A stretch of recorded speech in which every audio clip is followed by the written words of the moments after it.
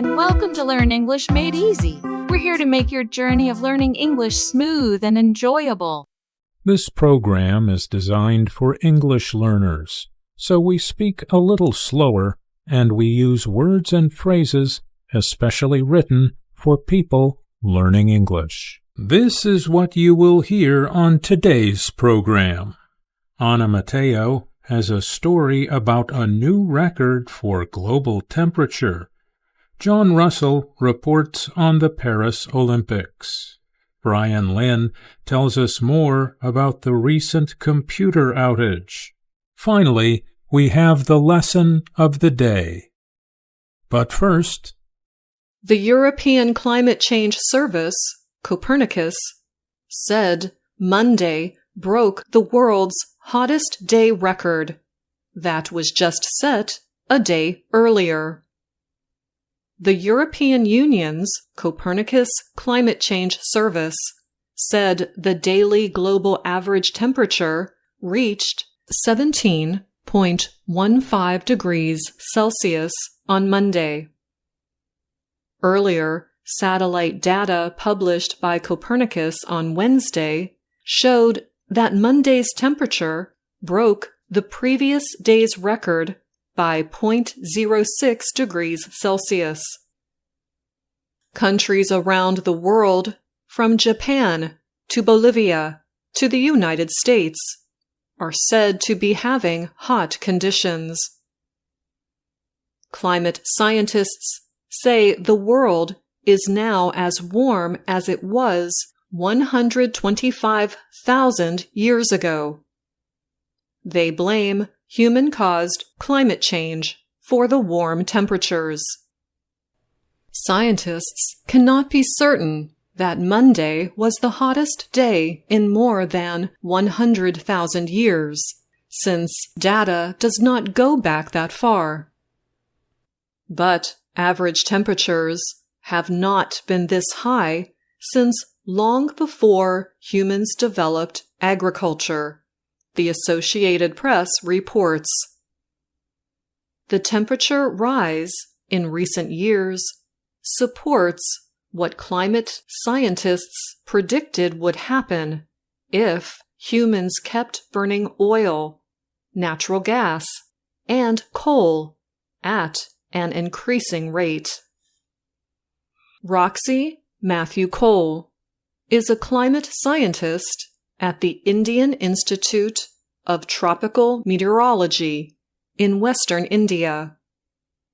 Cole said, "We are in an age where weather and climate records are frequently stretched beyond our tolerance levels, resulting in insurmountable loss of lives and livelihood." Copernicus's early data shows the global average temperature on Monday, July 22nd, was 17.15 degrees Celsius.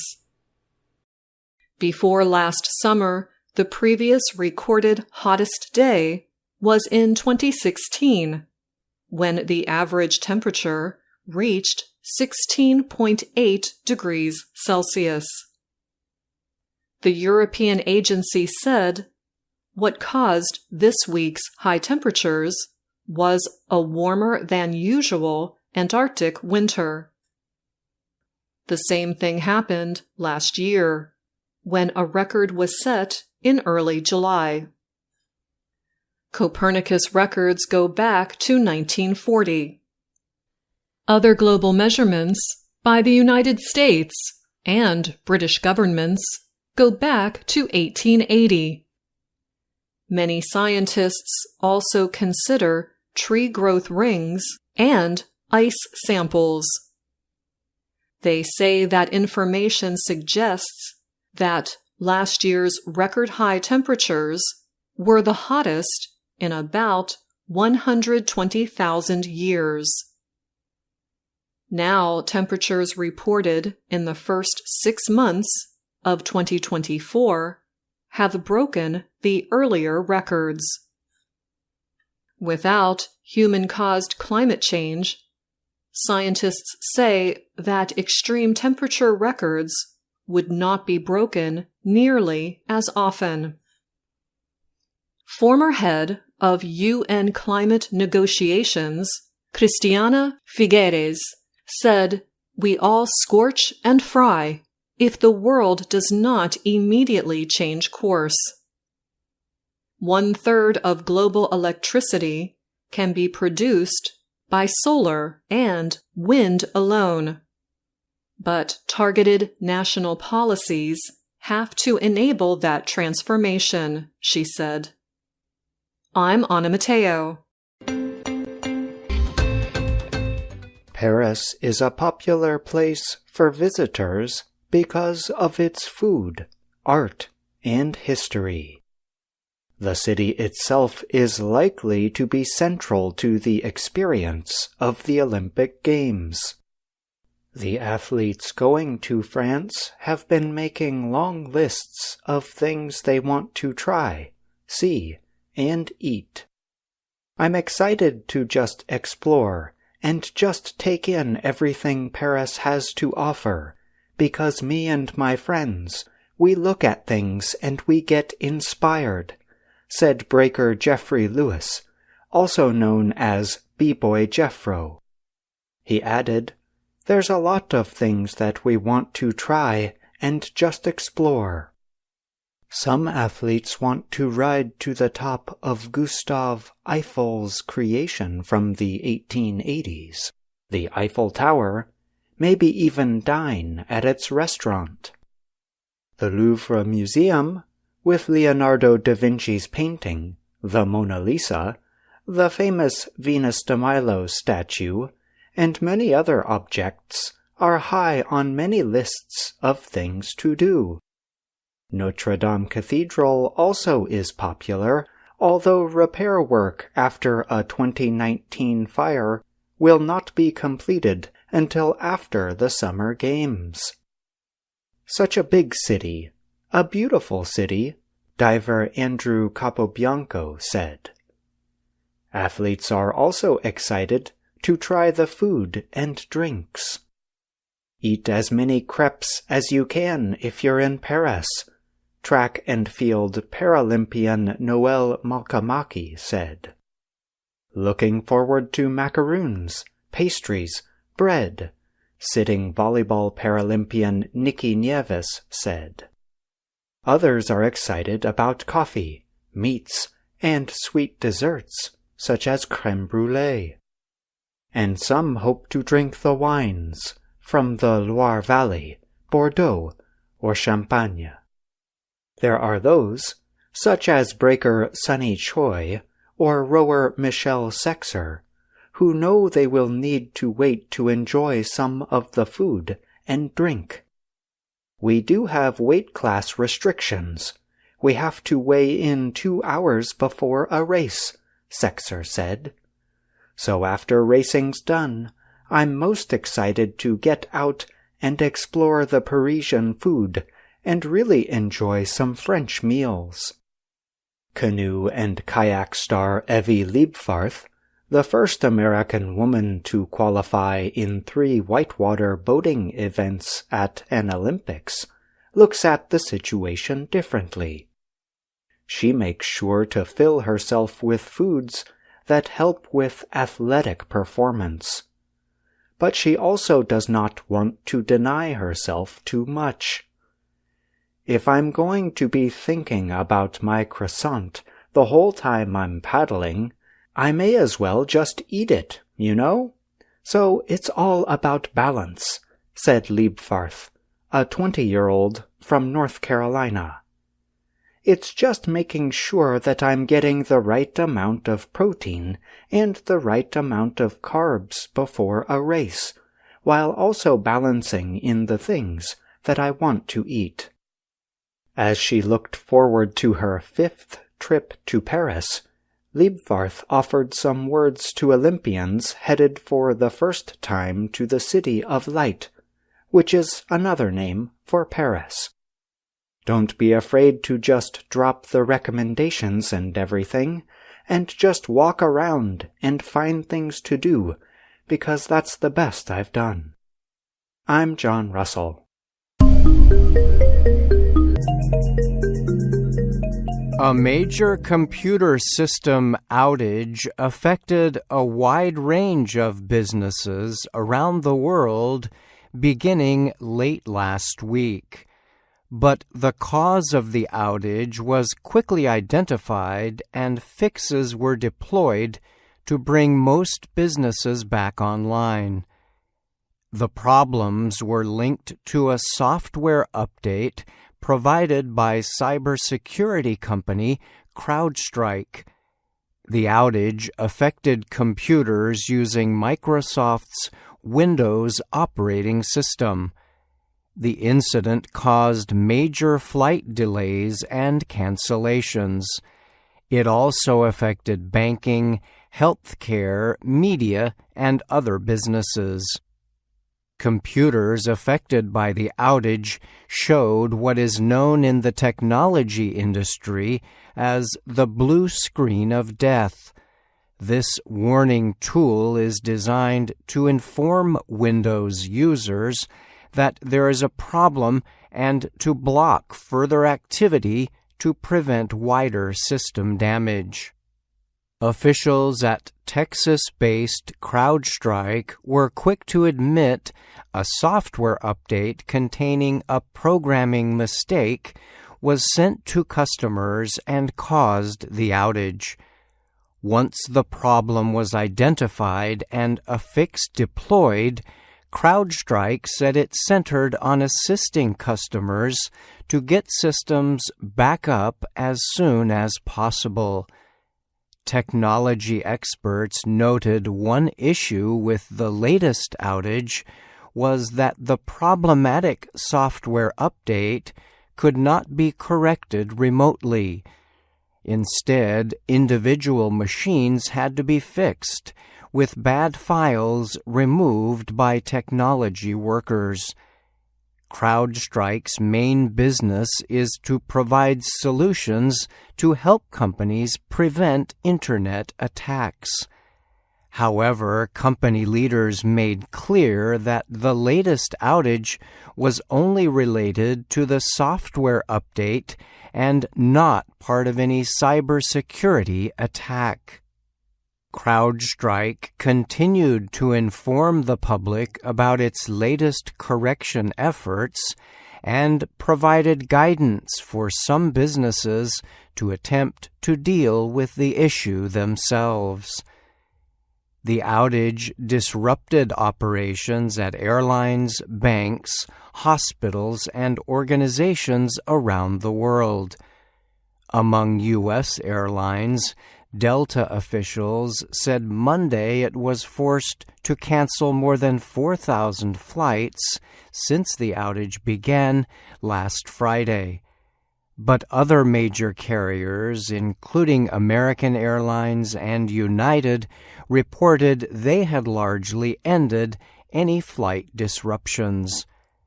Delta chief Ed Bastian apologized to the airline's customers for the continuing delays and cancellations. He said the company was working around the clock to fix all affected systems. Delta said about 60% of its main systems run on Microsoft Windows and therefore were left inoperable by the outage. Some technology experts expressed concern that such outages can be extremely disruptive because the systems built to run most of the world's computers are provided by only a small number of companies. Gregory Falco is an assistant professor of engineering at Cornell University in New York. He studies Internet security issues. Falco told the Associated Press it is a problem that so many computers worldwide depend on the same technologies and providers. We rely on very few companies, and everybody uses the same folks, so everyone goes down at the same time, Falco said. CrowdStrike is one of the largest cybersecurity service providers, especially in transportation, healthcare, banking, and media. This is the reason it affected so many businesses in those industries. An irony of the outage was that companies normally look to CrowdStrike's tools to help prevent Internet attacks that could bring their systems down and cause costly disruptions. Falco noted that while fears of such a widespread outage have long existed, he thinks too few providers are becoming even more entrenched with certain technologies. We like to think that we have a lot of players available, but at the end of the day, the biggest companies use all the same stuff. Richard Steenan is a cybersecurity expert who has followed industry developments for 24 years. He told the AP he sees the software issue as a historic mistake by CrowdStrike. This is easily the worst faux pas, technical faux pas, or glitch of any security software provider ever, Steenan said. He added that while the problem had an easy technical fix, it could still have lasting effects for some companies. This is because the outage required hands-on efforts to fix each affected computer, and this can severely disrupt business operations. I'm Brian Lynn. Now, Brian Lynn joins me to talk more about his technology report. Thanks for being here, Brian. Of course, Mario. Thanks for having me. This week you reported on a major computer system outage that affected many businesses worldwide. We have seen similar incidents happen in recent years. How did this outage compare with others? Yes, I did hear a few experts who follow these kinds of outages describe the latest one as likely the biggest in history. So they definitely saw it as a very serious incident. Most of the other big disruptions happened in recent years, and one of those was an outage in December 2021 that affected Amazon Web Services.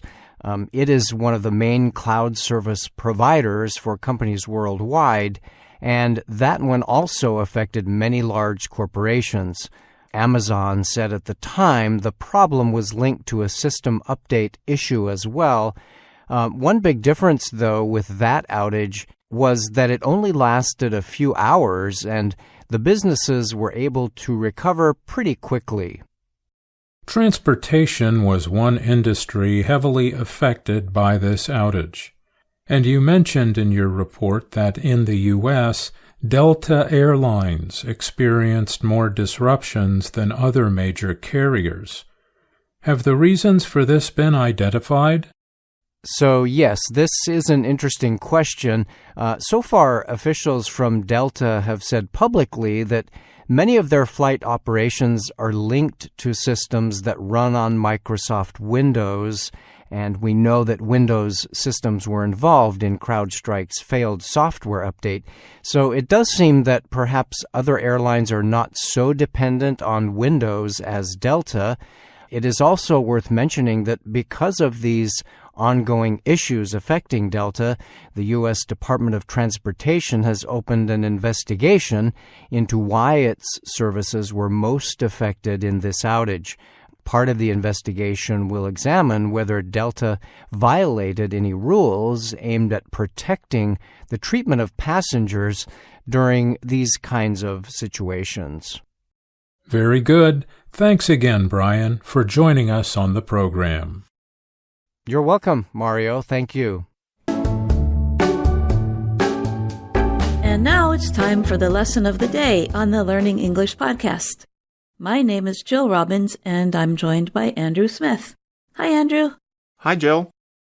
Our lesson is based on our video series, Let's Learn English. The series shows Anna Mateo in her work and life in Washington, D.C. Here's Anna introducing herself. Hello, my name is Anna Mateo.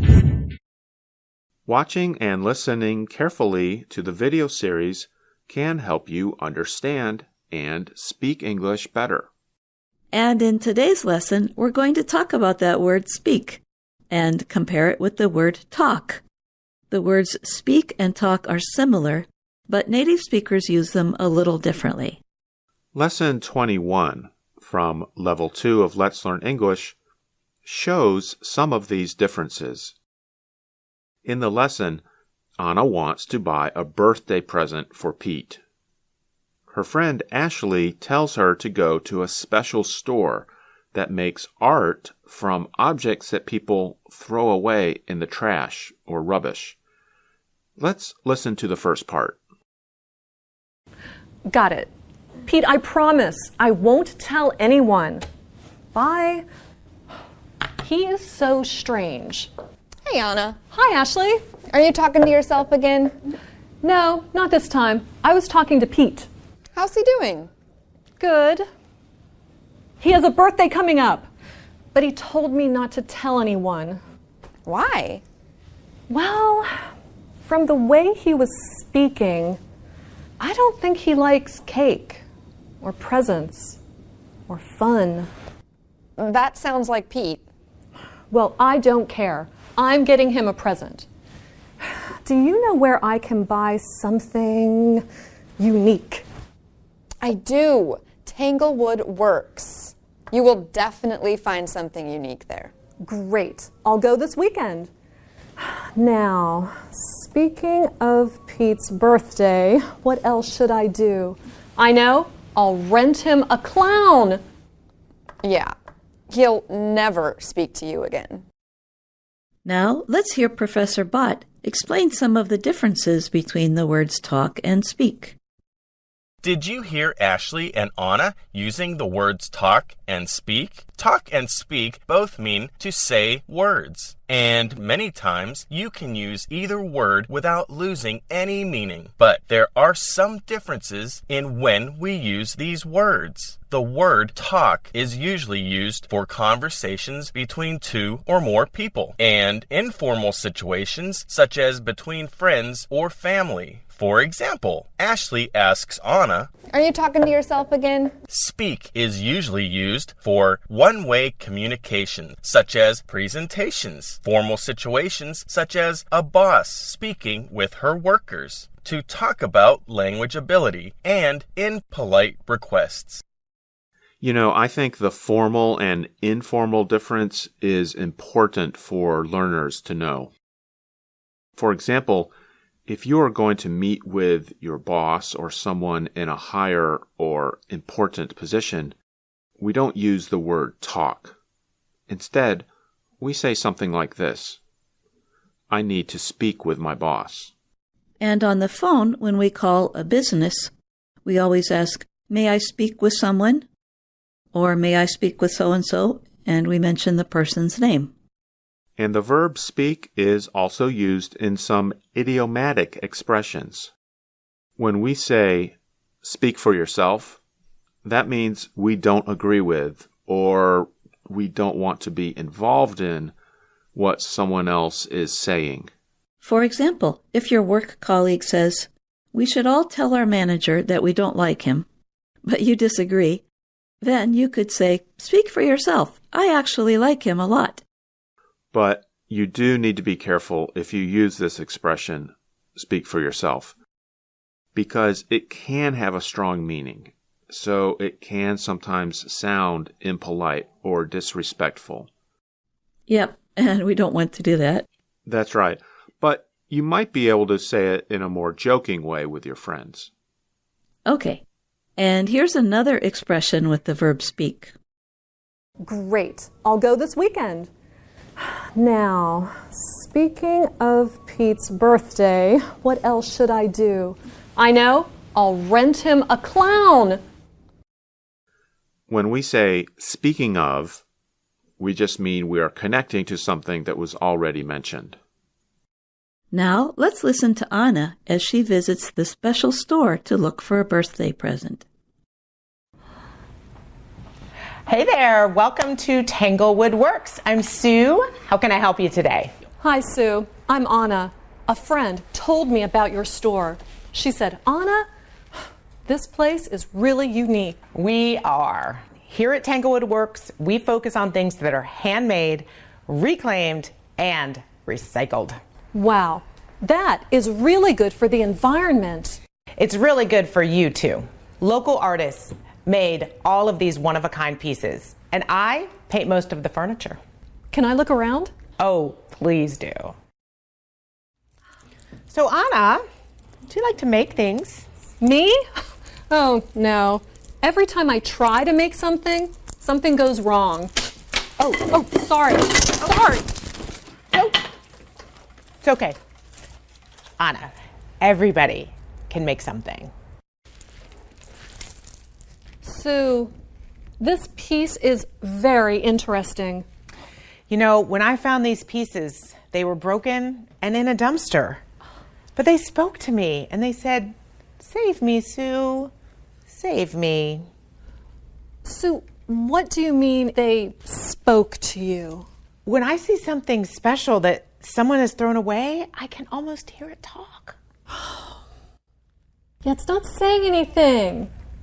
Anna, it's not easy to see the treasure in trash. Or hear it talk. But you can learn. In fact, I teach private classes, and one is called Turning Trash to Treasure. Next week, bring in some trash, and we'll turn it into treasure. Just remember, pick some trash that speaks to you. Got it. I'll see you next week. In the next lesson of Let's Learn English, Lesson 22 of Level 2, we'll find out what Anna tries to make from objects she finds in the trash.